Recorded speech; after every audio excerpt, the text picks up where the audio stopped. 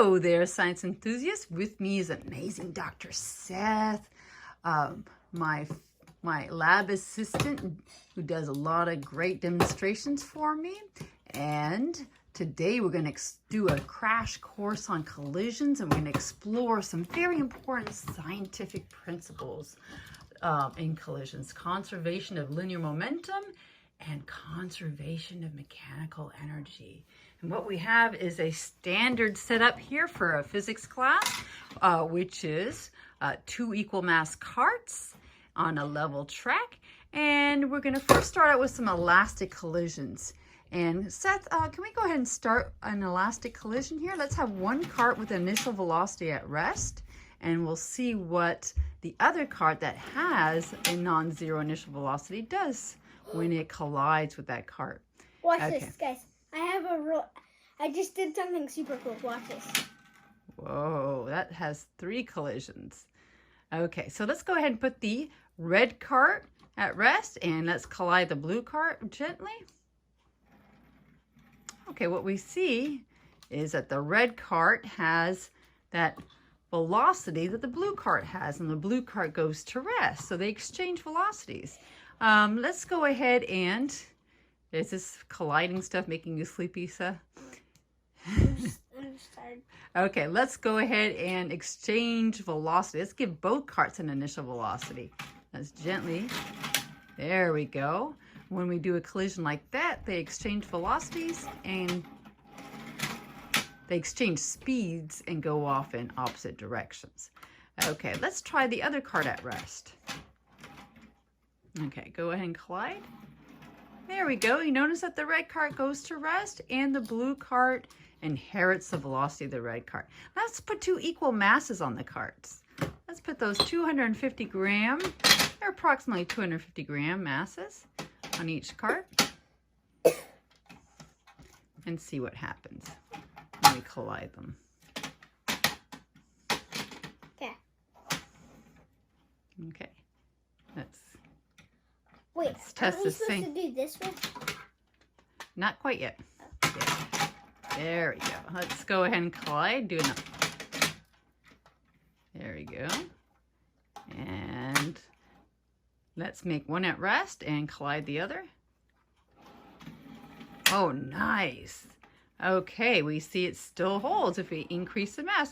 What if you give the red cart more mass than the blue cart? Let's put both 250 gram bars on the red cart. Okay. And let's make it at rest and see how much easier it is to exchange velocities. Oh, no, it's the same. So now it won't go to rest.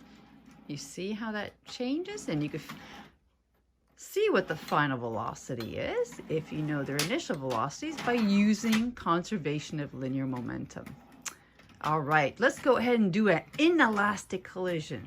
Dr. Seth, can you set up an inelastic collision for us without the masses on them? Okay. Okay. Nice job. All right. Now let's make one cart at rest and give, let's say, the blue cart initial velocity and collide. Now that's an example of a perfectly inelastic collision where linear momentum is conserved, but mechanical energy is not. And they stick together and move off with the final velocity. So let's go ahead and give them both an initial velocity in this case. And let's do a collision. They collide and stick together. And usually if one has a higher mass, what's going to happen is it will move in the direction of the higher mass. And we all could think of examples of like a semi-truck hitting a small little VW. In that case, if they collide and stick together, the collision will move off together in the direction of the semi because it's a higher mass. Okay, why don't we try some other little examples here? Let's go ahead and we've got some other toy cars with us that we could experiment with.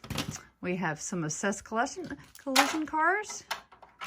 Oh, we got 2 same mass trains. I forgot about those. Can we collide those? All right, so there we have an inelastic collision, but in that case, it's a little harder to get it straight.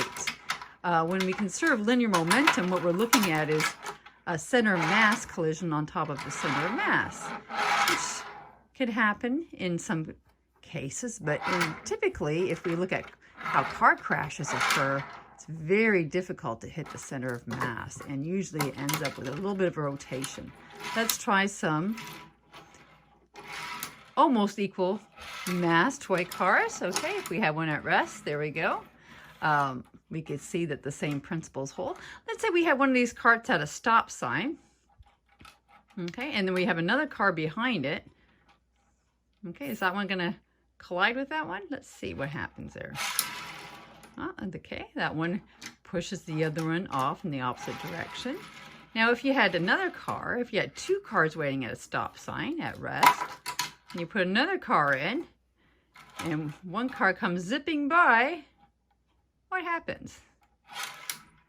Oh, wow, you can see that there's a transfer of energy going on. Now, if this was all perfectly elastic, you could go ahead and find the final velocity of that car in that long line of crashing mobiles. So, conservation of linear momentum is conserved in both elastic and inelastic collision, but kinetic energy or mechanical energy is only conserved in elastic collisions. All right, thank you for helping us with our experiment, Dr. Seth.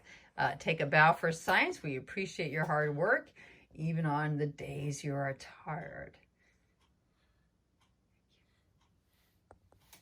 Let me see. Here's the equations you need, Seth. Here's the equations you need to figure out some unknowns. As long as you have enough information, you could solve for unknown velocities and unknown masses. All right. This is the end of this crash course of collisions. Thank you.